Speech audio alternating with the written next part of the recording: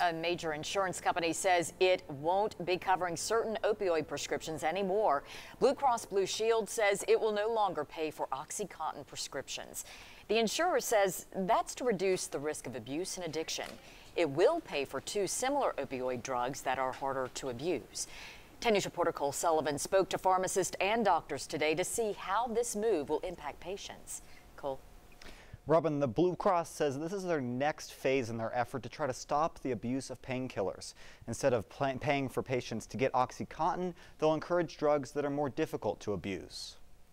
They removed one of the products called OxyContin off their preferred list, off their formulary list. That means one of the best known pain medications is essentially out of network for Blue Cross customers. Patients have found ways around the abuse deterrent mechanisms that are in OxyContin, which are still allowing them to abuse them, unfortunately.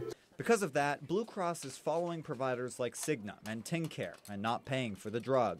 If you're a patient who has received OxyContin in the past, have been on it chronically, this change in Blue Cross Blue Shield's formulary doesn't keep you from getting the product or from the doctor prescribing it for you.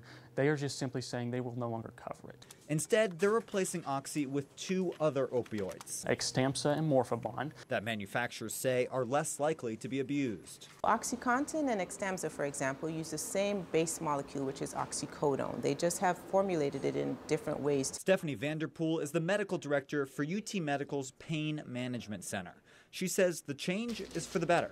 A positive direction in terms of turning attention away from medications that could be possibly manipulated. But she says doctors need to change the way they approach pain in general and move away from opioid prescriptions. Pain often has multiple causes, and while oxycodone, which is one of the opioid medications, covers up the pain, it doesn't actually treat the source. We use a phrase here, treat the source, not the score. That means treat the source of the pain, not just the pain score.